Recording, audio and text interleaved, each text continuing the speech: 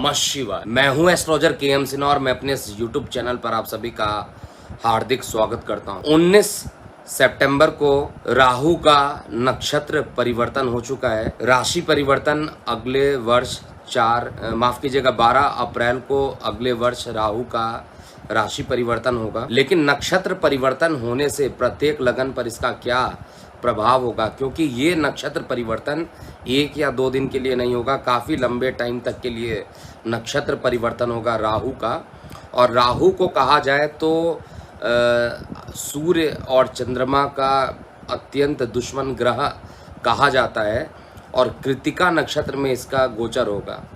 देखिए, कृत्तिका नक्षत्र जो होता है सूर्य देव का नक्षत्र है और सूर्य के साथ राहु की दुश्मनी होती है, ये सभी को पता। राहु जहां राजनीति का कारक होता है, जहां पर शेयर सट्टा का मालिक होता है, जहां पर अनसर्टेन गेन या लॉस को बताता है, वहीं पर सूर्य देव आत्म कारक ग्रह पूर्व दिशा के स्वामी माने जाते हैं और आपके अंदर के कॉन्फिडेंस को भी बताते हैं। यहाँ पर सबसे इम्पॉर्टेंट बात जो निकल के आ रही है, जो 19 सितंबर को राशि परिवर्तन हुआ है। देखिए, 2-3 बातें मैं आप लोगों को यहाँ पर बता दूं कि जब जब वृषभ में राहु देव गोचर करते हैं, जब जब वृषभ में राहु देव गोचर करते हैं, तब तक बहुत ज़्यादा परेशानियां उत्पन्न होती हैं। अगर आपको विश्वास नहीं आता है तो पुरानी घटनाओं को आप देख। पुरानी जो घटनाएं हैं 1947, 1947 भारत पाकिस्तान का विभाजन, देश की आज़ादी, कितने लोगों की जान गई थी 1947 में। इसके बाद 1965 में भारत पाकिस्तान का युद्ध, 1984 में इंदिरा गांधी जी की हत्या, 2002 में गुजरात में दंगे और पुनः इस साल ये राजनीतिक हमला करने के लिए प्रारंभ है। राजनीतिक गतिविधियां देश विदेश की देखा जाए तो चेंज हुई हैं। तो राहु का राशि परिवर्तन निश्चित रूप से, जो मैं बार बार राजनीति में भूकंप की बात कर रहा था, वो 15 सितंबर का डेट दिया था, वो एक लमसम डेट था, क्योंकि उसी समय राहु देव का नक्षत्र परिवर्तन होना। अब ये कृत्तिका नक्षत्र में चले गए, प्रत्येक नक्षत्र पर इसका क्या प्रभाव पड़ेगा आइए संक्षेप में समझते हैं।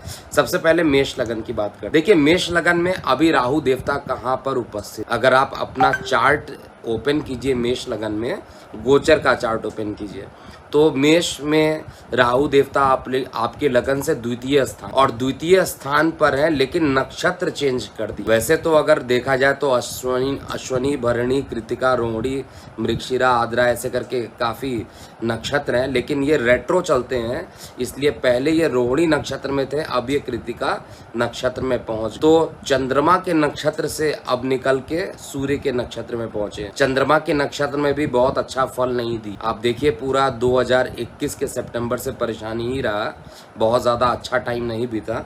और दूसरा, अब ये चंद्रमा के बाद सूर्य के नक्षत्र, तो यहाँ पर पंचम स्थान जो होता है सूर्य का स्थान होता है, सूर्य देव पंचमेश होते हैं, उनके राशि में जा रहे हैं, तो विद्यार्थियों के कंसंट्रेशन में कमी ये कर सकते हैं, आपको उधर संबंधित पीड़ाएं दे सकते हैं और धन हानि के भी योग यहाँ पर दे रहे हैं। और मेरे पुराने वीडियो ज़रूर देखिएगा, जिसमें अशुभ राहु अगर हो जाता है तो उस समय कैसे उसको शुभ बनाने के लिए क्या उपाय किए जाते हैं, इसको पुराने वीडियो में ज़रूर चेक कीजिएगा। तो यहाँ पर संतान को लेकर थोड़ी चिंताएं बढ़ सकती हैं, उधर संबंधित समस्याएं हो सकती हैं, और ये प्रॉब्लम है तो प्रॉब्लम है। अगर निगेटिव चीज़ें आ रही हैं तो वो निगेटिव चीज़ें मैं बताऊंगा। जैसे पिछले मंथ के राशिफल में मैंने बताया था, सितंबर में मीन लगन वाले जातकों के लिए ज़्यादा परेशानियां होंगी। उस समय भी बोला था कि परेशानियां होंगी, तो मैं कैसे कह दूं कि अच्छा टाइम बीतेगा। और मैं जब पर्सनली कंसल्टेशन के लिए सिटी टू सिटी विज़िट करता हूं तो लोगों ने बताया सर परेशानियां उत्पन्न हुई। तो देखिए, सच्चाई को एक्सेप्ट करना चाहिए। निगेटिव है तो उसका उपाय भी करना चाहिए। अगर निगेटिविटी हो रही है तो उपाय कर लीजिए, पॉजिटिव है तो कोई दिक्कत नहीं रहेगा। लेकिन कुछ पॉजिटिव चीज़ें भी यहाँ पर निकल के आ सकती हैं।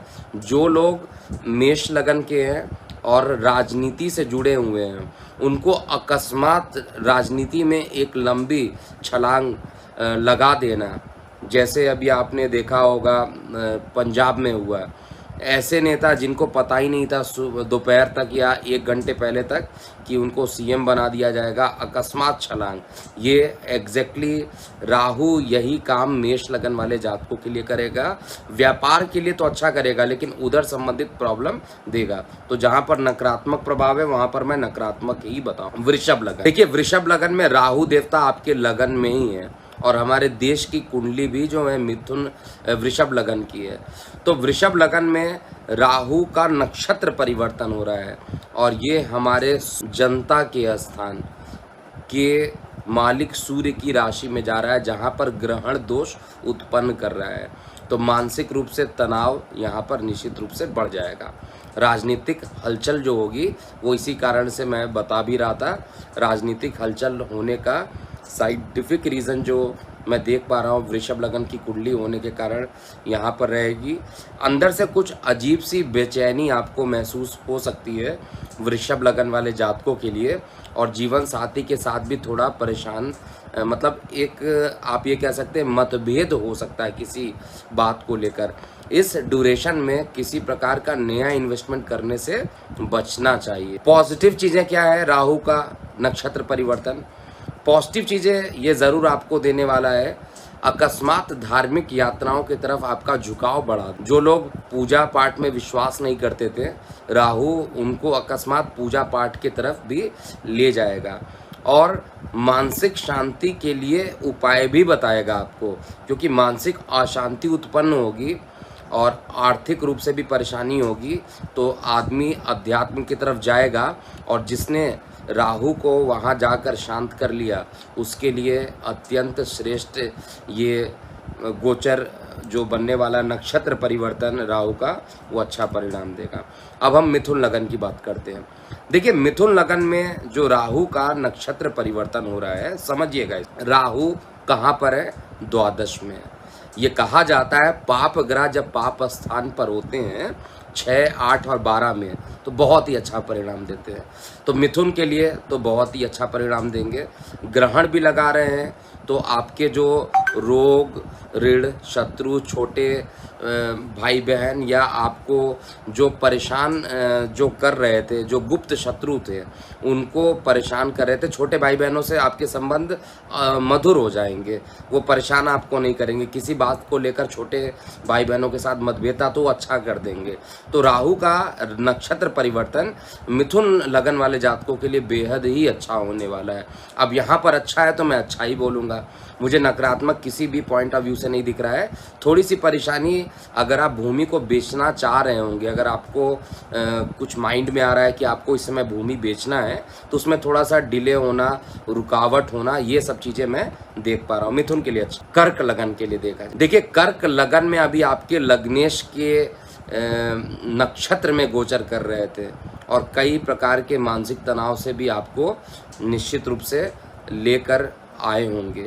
लेकिन अब ये सूर्य के नक्षत्र में जा रहे हैं, और सूर्य आपकी कुंडली में द्वितीय घर का मालिक होता है। द्वितीय घर का मालिक होने के कारण यहाँ पर जो राशि नक्षत्र परिवर्तन हो रहा है राहु का, वो थोड़ा सा धन के लिए अकस्मात धन की कमी आप महसूस कर सकते हैं। आपको ऐसा लग सकता है कि आपके पास धन जो है अकस्मात फाइनेंशियल एक बड़ा प्रॉब्लम आ सकता है, और इसके लिए आपको मेंटली प्रिपेयर रहना। दूसरा जो परेशानी यहाँ पर रहेगा वो संतान को लेकर भी, संतान को कष्ट भी हो सकता है। लेकिन पॉजिटिविटी में देखा जाए, पॉजिटिव रूप में क्या देखा जाए कि आपके पास फंड की कमी ज़रूर होगी, लेकिन आपको कोई एक पार्टनरशिप डील हो जाएगी, कोई एक बड़ा डील हो जाएगा, जिससे कि आपके धन से संबंधित जो नकारात्मक था वो आपके पार्टनर आपको बचा लेंगे, ऐसा दिखाई दे रहा है। चाहे वो आपके लाइफ पार्टनर हो, चाहे वो आपके बिजनेस पार्टनर हो। तो सकारात्मक और नकारात्मक दोनों प्रभाव कर्क लगन के लिए बता दिया गया। अब सिंह लगन के लिए क्या होने वाला है? देखिए सिंह लगन में राहु देवता अपने कारक भाव में उपस्थित हैं। इनका दशम स्थान में उपस्थित होना अकस्मात शेयर सट्टा से आपको लाभान्वित भी कराएगा, इसमें कोई दिक्कत नहीं है। लेकिन डिस्क्लेमर है, आप अपने रिस्क पर ही ट्रेडिंग कीजिएगा, क्योंकि शेयर सट्टा एक कुंडली से डिसाइड नहीं किया जा सकता है कभी भी, क्योंकि अनसर्टेन थोड़ा होता है इसको निकालना, और काफ़ी रिसर्च के बाद ही इसमें लोग पैसा कमा पाते हैं। फिलहाल शेयर सट्टा से संबंधित अगर आप ना चाहते हुए भी आप शेयर सट्टा के तरफ इन्वॉल्व हो जाएंगे, जैसा मैं चेक कर पा रहा हूँ। आपके लग्नेश के राशि में नक्षत्र में जा रहा है राहु, तो निश्चित रूप से थोड़ा सा मानसिक तनाव यहाँ पर बढ़ा देगा, थोड़ा सा मानसिक यानी मति भ्रम जिसको कहते हैं। कई बार क्या होता है, हम लोगों को लगता है कि जो हम बोल रहे हैं वो सही है, लेकिन बाद में रियलाइज़ करते हैं कि ये थोड़ा सा ये मैं गलत बोल रहा था उस समय। तो ऐसा कुछ माइंड में जो कन्फ्यूज़न रहेगा, वो सारी कन्फ्यूज़न अभी आपके लगन के राशि नक्षत्र में जा रहा है, इसलिए परेशान करेगा। लेकिन राजनीतिक कदम आपके बढ़ जाएंगे। जो लोग राजनीति में इन्वॉल्व हैं, सिंह लगन वाले जातक हैं, उनका राजनीतिक क्षेत्र बढ़ जाएगा। और साथ में धन में भी अकस्मात लंबी वृद्धि होता हुआ मैं दिखाई दे रहा है यहाँ पे। और गुप्त शत्रुओं का भी नाश यहाँ पर राहु देवता करने वाले हैं। शेयर सट्टा में लाभ तो ज़रूर देंगे, लेकिन आपको बहुत सावधानी से इसमें इन्वॉल्व होना चाहिए, क्योंकि मति भ्रम भी आपको कर सकता है। तो अकस्मात नुकसान के योग भी यहाँ पर बन रहे हैं। ओवरऑल सिंह लगन के लिए कहा जाए तो बहुत नकारात्मक प्रभाव तो कम से कम मैं नहीं देख रहा हूँ। लेकिन अब मिथुन के बाद, ये सिंह के बाद कन्या लगन की बात करता हूँ। तो कन्या लगन के लिए जो चार्ट मेरे सामने निकल के आ रहा है, देखिए कन्या लगन में सूर्य देवता जो होते हैं द्वादश स्थान के मालिक होते हैं, और द्वादश स्थान विदेश होता है, द्वादश स्थान ऑनलाइन का होता है, अस्पतालों का होता है। और उनके नक्षत्र में राहु बैठा है आपके नवम भाव में। तो यहाँ पर बहुत नकारात्मक नहीं कहूँगा, सडन एक बड़ा प्रोजेक्ट विदेश से मिल जाना, सडन आपके लिए ऑनलाइन कोई एक अच्छा काम हो जाना। जो लोग ऑनलाइन काम करते हैं या विदेशों से काम कर रहे हैं और बहुत दिनों से सोच रहे हैं कि उनके काम नहीं बन रहे हैं, अकस्मात सडनली कुछ ऐसा होगा कि एक बड़ा डील आपके साथ फाइनल हो जाएगा। स्थान परिवर्तन के योग, और वो भी सकारात्मक पक्ष के साथ होगा। तो कन्या लगन के लिए भी ये बेहद ही अच्छा होने वाला है। तुला लगन के लिए देखते हैं। देखिए तुला लगन में इनकम के मालिक हैं सूर्यदेव, और सूर्यदेव के नक्षत्र में बैठा है, और वो भी अष्टम में जाकर बैठा हुआ है। वैसे अष्टम में राहु का बैठना बहुत ही शुभ माना जाता है, इसमें कोई दिक्कत नहीं है। अष्टम का जो राहु होता है वो काफ़ी अच्छा परिणाम देता है। लेकिन यहाँ पर क्योंकि इनकम का मालिक होकर अष्टम में जाकर बैठा है, तो सबसे पहला तो मानसिक तनाव आपके बढ़ सकते हैं, मानसिक तनाव बढ़ सकते हैं। और राहु का यहाँ पर जाप ज़रूर करना चाहिए, जिससे कि मानसिक तनाव कम हो जाए। धन हानि की भी प्रबल संभावना यहाँ पर नकारात्मक ही है, एक प्रकार से कहा जाए तुला लगन वाले जातकों के लिए। और थोड़ा सा कोर्ट कचहरी में भी आपको काफ़ी दौड़ा सकता है। इस समय मैं ये कहूँगा कि रिस्क लेने वाली जो टेंडेंसी है उससे आपको बचनी चाहिए, क्योंकि अष्टम का राहु देता तो सब कुछ है, लेकिन यहाँ पर रिस्क लेने के कारण आपको जो अशुभ राशि में इसका नक्षत्र में गोचर हो रहा है वो आपको परेशान करेगा। इसके बाद वृश्चिक लगन वाले जातकों के लिए बात करते हैं। देखिए वृश्चिक लगन में सूर्य देव आपके दशम स्थान के मालिक हैं, आपके नौकरी व्यवसाय के मालिक हैं।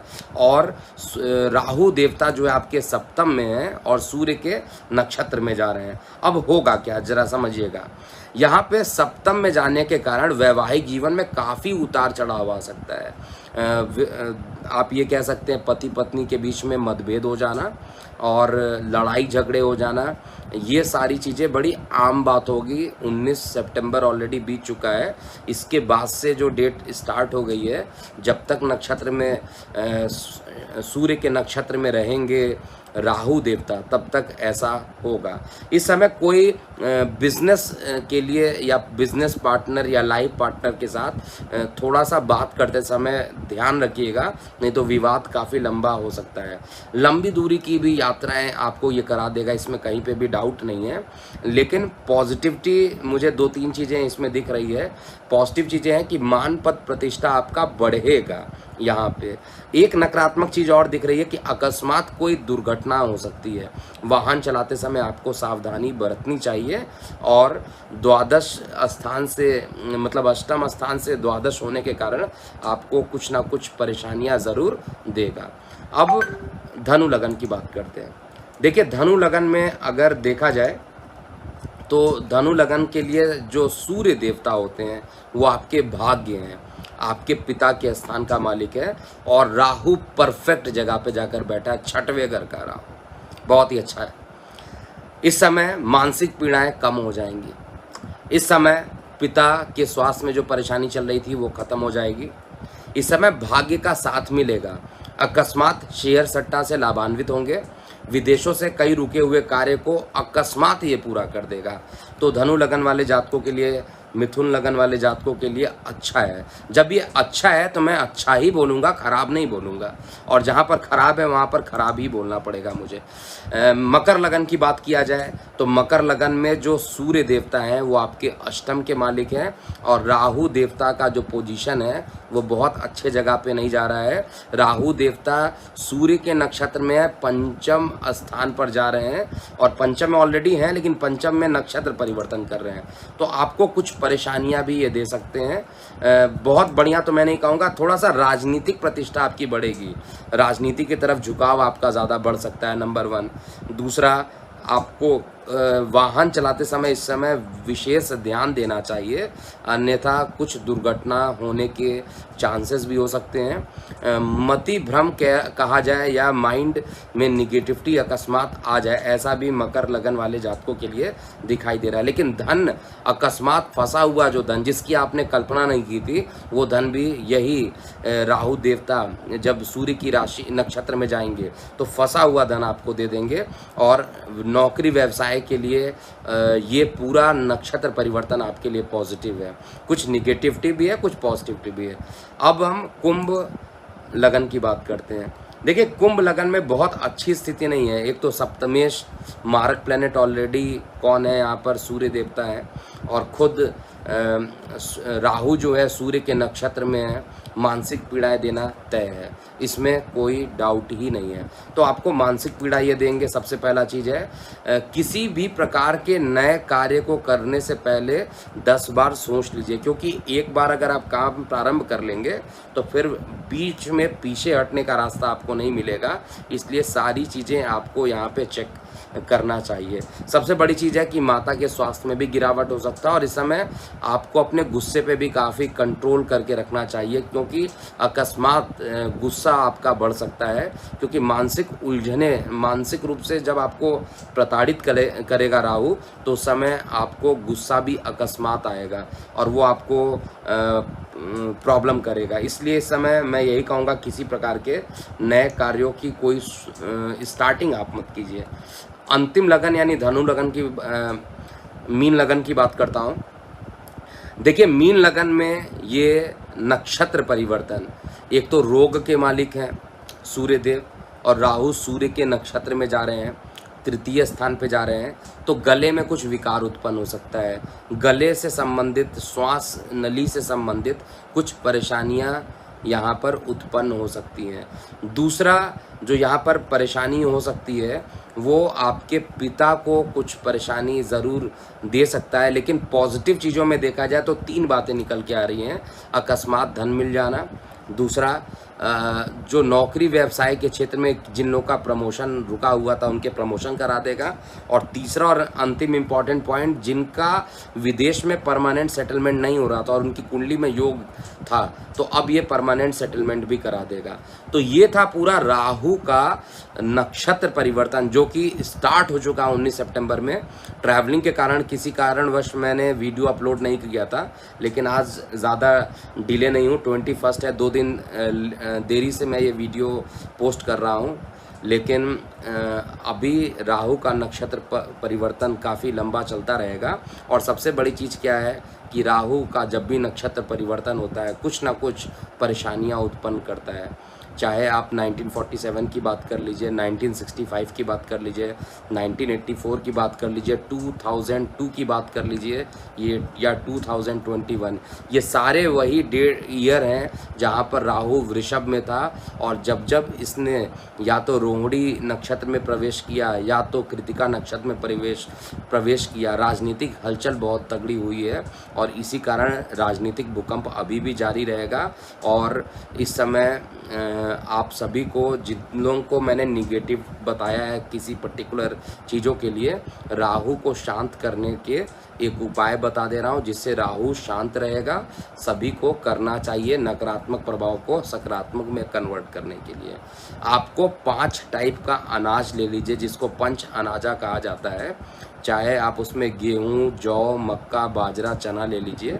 5 टाइप के अनाज को लेकर इसको अमावस्या वाले दिन में मिक्स कर लीजिए और उसके बाद एक एक मुट्ठी कबूतरों को डेली जो ये रहेगा, जितने भी अमाउंट को आपको मिलाना हो, सपोज़ कीजिए 1-1 केजी आपने गेहूँ ले लिया, जौ, मक्का, बाजरा, चना, 5 केजी का मिश्रण हो गया। अब इसमें से एक मुट्ठी यानी एक मुट्ठी में जितने भी आ जाते हैं अनाज, उसको लेकर आप छत पर, पार्क में या जहाँ पर भी कबूतर आते हैं, जनरली पक्षी आते हैं, उनको आप दान कर दीजिए और प्रार्थना कीजिए राहु देवता से कि ये आपके नकारात्मक प्रभाव को ख़त्म कर दें, जिससे राहु शांति हो जाएगी और इससे आपका सकारात्मक पक्ष भी आ जाएगा। तो ये था राहु का नक्षत्र परिवर्तन। अभी के लिए इतना ही। मैं हूँ एस्ट्रोलॉजर के एम सिन्हा। ओम नमः शिवाय।